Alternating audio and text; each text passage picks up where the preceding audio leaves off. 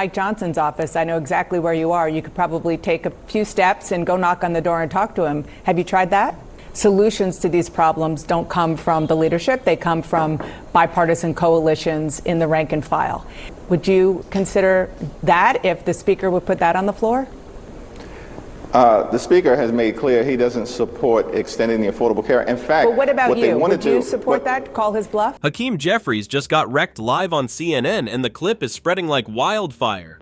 The so-called leader of the Democratic Party walked in to defend his shutdown strategy and walked out looking like a man who'd lost control of his own message. What was meant to be a calm interview turned into a public unraveling. The CNN host tore through every excuse until Jeffries was stammering, cornered, and exposed on live TV.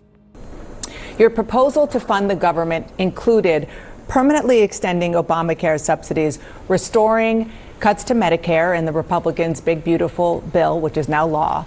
Is that still what you want, all of that, in order to get Democrats' vote to reopen the government? Across America, families are watching the headlines like a ticking clock.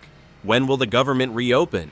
And right at that moment, CNN decides to turn up the heat. The host doesn't even warm up. She comes straight for the jugular. Your proposal included permanently extending Obamacare subsidies, restoring Medicare cuts. Is that still what you want to reopen the government? Simple question, right? Yes or no. But Jeffries can't do it. He slips straight into politician autopilot. We want to reopen the government, enact a spending agreement, address the Republican healthcare crisis. Nothing. Just filler words stacked on excuses. You've got to cancel the cuts, lower the costs, save healthcare. That involves addressing the Medicaid crisis that Republicans have created, a Medicare crisis, hospitals, nursing homes, community-based health clinics closing all across the country. This was the moment to project control, but Jeffries exposed the core problem. Democrats are negotiating through press conferences, not results. While Republicans are framing the shutdown as fiscal responsibility, Jeffries turns it into another talking point rant about working-class pain. It sounds compassionate, but it's hollow, because compassion without execution is chaos. The evasions, the filler language, the refusal to commit, it all revealed a leadership vacuum. When the stakes are national stability and you can't articulate your own plan.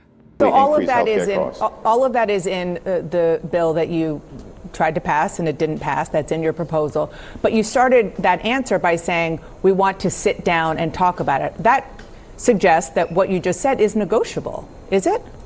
Then comes the moment that strips the mask off entirely. The host presses again.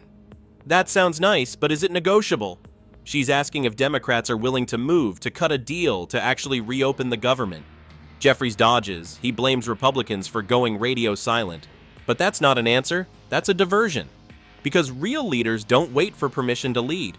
Dana, is that Republicans have gone radio silent since the shutdown began. No conversations, no meetings, no discussions. And that's the core of the problem. Democrats talk like negotiators but act like spectators. Instead of walking down the hall to Speaker Johnson's office, Jeffries blames a lack of permission. Think about that. The minority leader of the House says he can't talk because someone hasn't given the green light. That's not governance, that's dependency. To try to find You're common right down ground. the hall from Mike Johnson's office. I know exactly where you are. You could probably take a few steps and go knock on the door and talk to him. Have you tried that? CNN's host didn't have to raise her voice. The contrast did all the damage.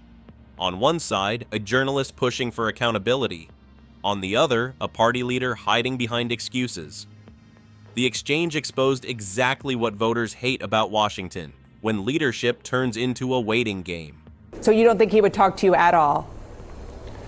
We can have a conversation, but the problem is that until they get the green light to actually have a meaningful discussion to try to find common ground and a bipartisan path forward.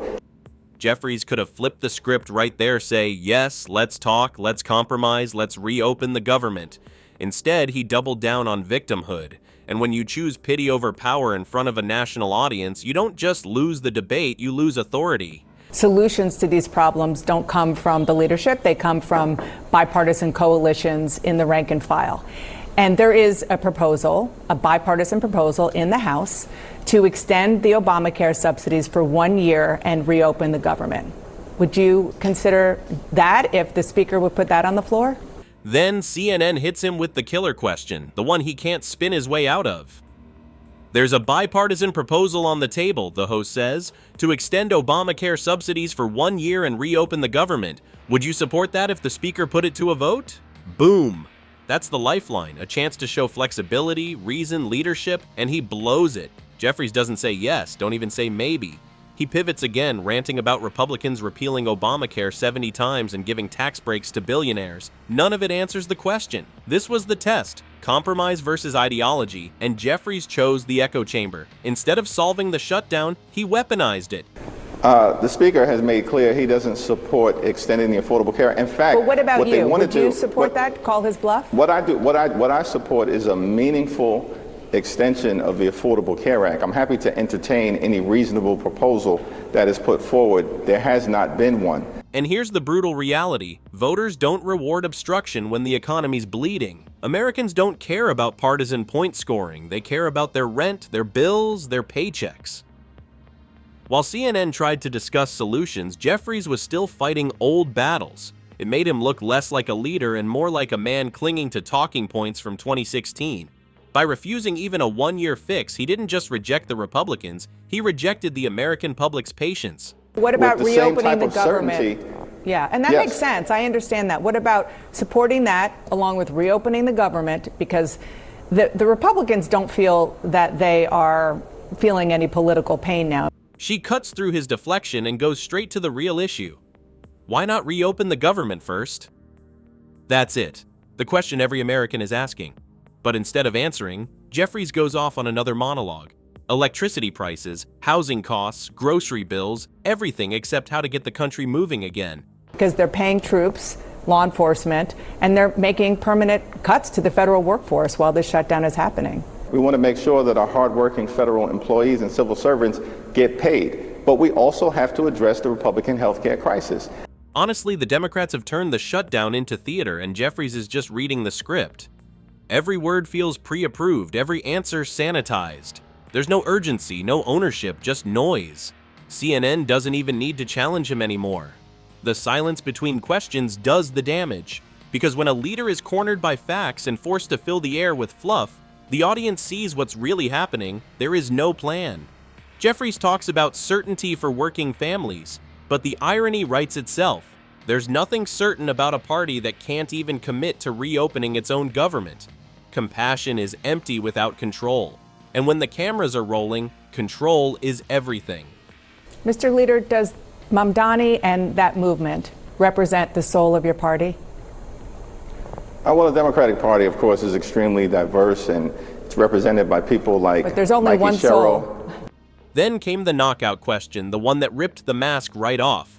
The host looks him dead in the eye and asks, "Does the socialist wing represent the soul of your party?" Simple. The kind of question every real leader should handle without flinching. But Jeffries stumbles, name drops a few centrist Democrats, mumbles something about diversity, and then hides behind that bizarre slogan, "A strong floor and no ceiling." He's a Democratic socialist. Is that the soul of the Democratic Party, or is it the Democratic candidates you just referenced? Here's my view of what the Democratic Party represents. We believe in a strong floor and no ceiling. That line might sound poetic on paper, but on live TV, it was pure political mush. It didn't define anything. It didn't answer the question. It was the kind of canned nonsense you say when you're terrified of upsetting two sides of a civil war inside your own party. Because let's be real, the Democrats are split. One half wants revolution, the other wants donors, and Hakeem Jeffries is stuck in the middle pretending that confusion is unity. Here's the hard truth. When a leader can't define his own party, the party defines him. CNN didn't need to attack him, they just let him talk. Every dodge, every filler phrase, every awkward pause revealed the same thing. There's no clear direction, no conviction, no spine. He's trying to manage chaos with sound bites. And now they're not even willing to consider even a modest extension of the Affordable Care Act tax credits for working class Americans. That's their priorities. But it depends on who the they are. This was supposed to be the moment Jeffries looked presidential. Instead, he looked petrified, like a man walking a tightrope between progressives ready to revolt and moderates ready to bail. The Democratic movement he's trying to control isn't a movement anymore. It's a mutiny. Jeffries pivoted into full crisis mode. He launched into a litany of costs: housing up, groceries up, electricity through the roof, while claiming Democrats were the only adults in the room. But here's the rub. He was shouting pain without offering a remedy.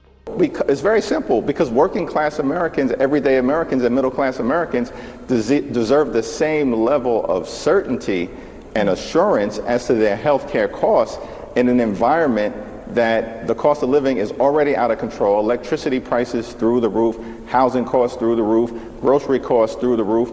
He framed the shutdown as addressing the Republican healthcare crisis, yet he refused to attach real numbers, timelines, or legislative mechanics to what he claimed to champion. For someone standing on the national stage, that's less leader and more echo chamber. Because real leadership isn't about lecturing your opponent, it's about delivering a viable path forward. Jeffries' refusal to present a tangible plan made the crisis he described feel like a performance. But it depends on who the they are. There are enough Republicans on a piece of legislation, if all the Democrats supported it, that would extend those Obamacare subsidies for 1 year. I think our Just position on the has policy, been, would you support that? I think I've been very clear, which is that is not a proposal that I'm prepared to support at this particular. How come? CNN stopped protecting him. No soft landings, no polite nods, just cold, direct accountability. The same outlet that usually amplifies Democratic messaging suddenly started fact-checking it live. Every time Jeffries dodged, the host cut in. Every time he blamed Republicans, she pressed, "So what are you doing about it?"